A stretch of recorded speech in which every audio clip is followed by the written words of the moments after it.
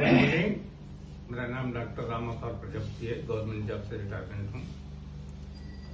इस वेस्टेज में आने का एक ही कारण है कि मेरी पत्नी जो है अर्थराइटिस से पीड़ित थी और एक मेडिकल अफसर होने के बावजूद भी मैं अपनी पत्नी का चिकित्सा नहीं कर पा रहा था। धीरे धीरे हमारे गुरुजी चंदेल सर बीच में आए हमारे, और उन्होंने इस चीज को बताया। तो मैंने तो प्लान तो सही ढंग से देखा नहीं था क्योंकि मन ही नहीं लग रहा था। किसी तरह से मैंने जब ये अर्थराइटिस का चैप्टर आया तो मैंने कहा सर ये थोड़ा बुक मुझको दिखा दीजिए, और उस बुक को देख करके मैंने कहा देखने के बाद कि ये बताइए अर्थराइटिस के कितने रुपए की दवा पड़ेगी। तो उन्होंने बोले 17-18 से ज़्यादा 2,000 रुपए के भीतर आ जाएगी। हमने कोई कहा लीजिए पैसे और मेरे पास भेज देना। मैं तो उसको मेडिसिन नहीं समझ रहा था। और धीरे धीरे जब इस वेस्टेज में आए, पढ़ा, बच्चे को बताया कि ये मम्मी को खिलाना, मम्मी ने खाने के लिए मना कर दिया कि मैं नहीं खा सकती। अब तो कोई ऐसा इंजेक्शन लगा दो कि मैं इस दुनिया से चली जाऊं, अब मुझसे बर्दाश्त नहीं होता है। तो हमने बच्चे से मिल करके जब खाना बनाते थे तो रोटी में या सब्जी में मिला कर गोलियां खिलाते रहे। रोटी और सब्जी में मिला करके देते थे। 15 दिन जब दिया लगातार, देने के बाद जब उनको जो है एक दिन जब मैं बाहर निकला घर से तो मेरे सामने आई और कुछ उसके चेहरे में मुस्कान दिखाई दी मुझको। मैंने कहा क्या बात है, क्यों हंस रही? कहा ये बताओ कुछ खिलाया है? कहा तुमने? मैं आपको, तुम 6 महीने की बच्ची नहीं हो कि मैं आपको खिला दूंगा। बच्चे की भी स्थिति अगर खाने की नहीं तो वो भी उल्टी कर देगा। इस स्थिति में हम आपको क्या खिला सकते? कहा मैं नहीं मानती, तुमने कुछ न कुछ तो खिलाया है, तो कुछ फायदा हुआ है क्या? कहा हाँ लगता तो है मुझको आराम है। आराम तो बुक अलमारी के पीछे दवाएं रखी हैं, कैसे पूछ लेना, खाना शुरू कर दो। जब उसको आराम हो गया तो मैंने सोचा कि इस स्थिति में तो हम जनहित बहुत अच्छा कर सकते हैं लोगों का, क्योंकि प्रैक्टिस भी करता था। मैंने कभी पैसे के लालच से प्रैक्टिस की नहीं थी, तो इसमें तो बहुत लोगों को भला कर सकता हूं मैं। तो इस उद्देश्य से वेस्टेज में आया। वेस्टेज में आकर के सबसे पहले अपना ब्राउन लेवल अचीव किया।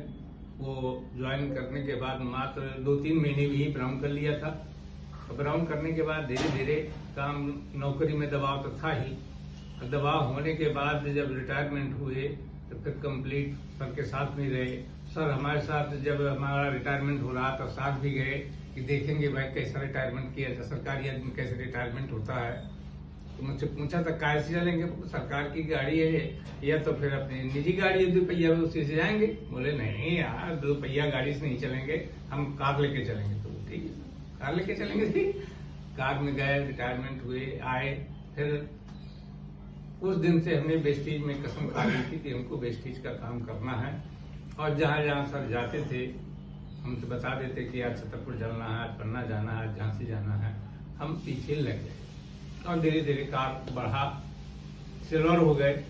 सिल्वर के बाद फिर ये हुआ कि सर ये बताइए कार कैसे आती है इसमें? उन्होंने कहा कुछ नहीं, थोड़ा सा काम और बढ़ा दो, कार आ जाएगी। हमने काम बढ़ाया और काम बढ़ाने के बाद कार भी आ गई। और छतरपुर से जब कार लेने गए तो सब लोग कम 15-20 लोग थे वहां पे।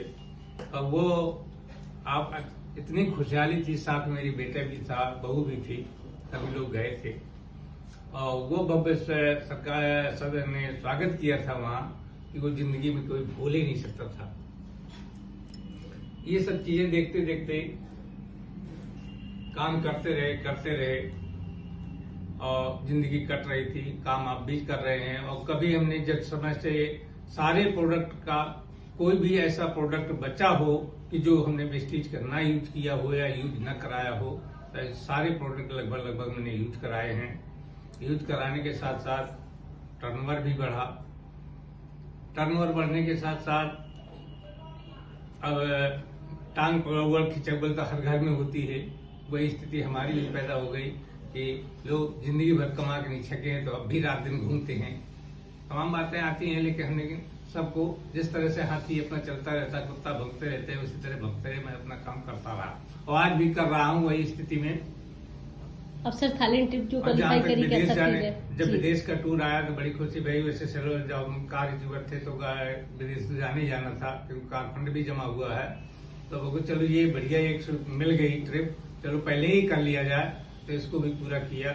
और वैसे विदेश जाने के लिए तो मैं कई घूम आया हूँ और उतने वो नहीं थे, लेकिन एक संगत अकेले कोई काम करना एक अलग बात होती है, लेकिन चाहे खाना खाना हो चाहे घूमना हो, जब सोसाइटी होती है तो उसका एक अलग आनंद होता है।